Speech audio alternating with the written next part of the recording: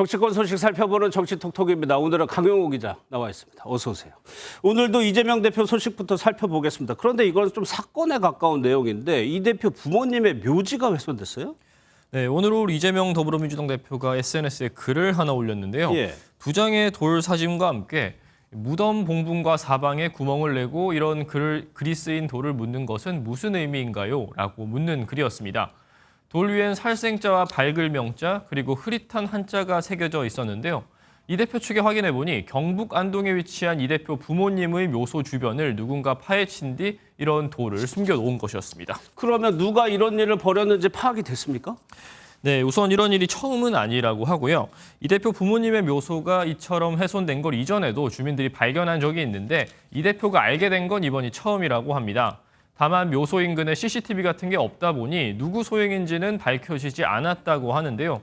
이 대표 오후 늦게 추가 입장을 올렸습니다. 일종의 흙주술이라며 함부로 치워선 안 된다는 어르신들 말씀에 따라 간단한 의식을 치르고 수일 내 제거하기로 했다고 밝혔습니다.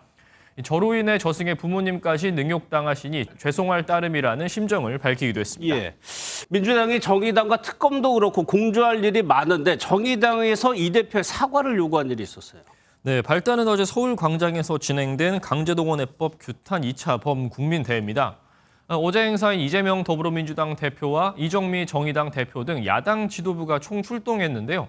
이정미 대표가 연설을 위해 단상에 오르려고 하자 민주당 지지자 일부가 고성과 야유를 쏟아붓기 시작했습니다. 정의당이 이재명 대표 체포동의안 표결에서 가결표를 던진 것에 대한 반발로 보이는데요. 이 같은 행동은 이정미 대표가 연설하는 와중에도 계속됐고 일부 참가자들은 무대 위로 올라가려고까지 했습니다. 정의당 측은 민주당 당원들이 한 행위이고 지도부가 방관하고 동조했다며 이재명 대표에게 공식 사과를 요구했습니다. 민주당은 극렬 지지자를 앞세운 편협한 이간질 정치를 그만두십시오.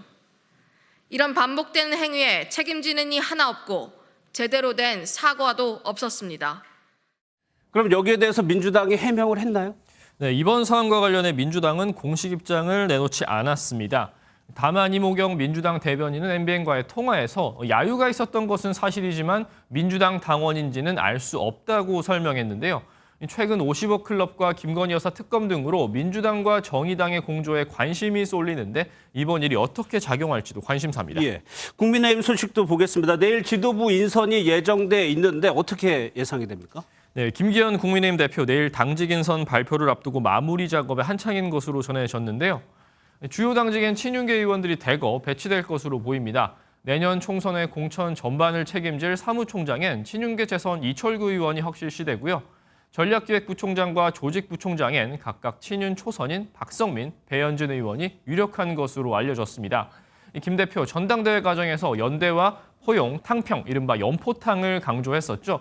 유승민계로 분류되는 삼선 유이동 의원이 정책위 의장 또는 지명직 최고위원에 오르는 방안도 거론되고 있습니다. 국민의힘 신임 지도부는 내일 용산 대통령실에서 윤석열 대통령과 만찬 회동을 하는데 윤 대통령과 김 대표 간 주례 회동이 신설될 것이란 관측도 나옵니다. 예. 여기서 정리하도록 하겠습니다. 지금까지 강영호 기자였습니다.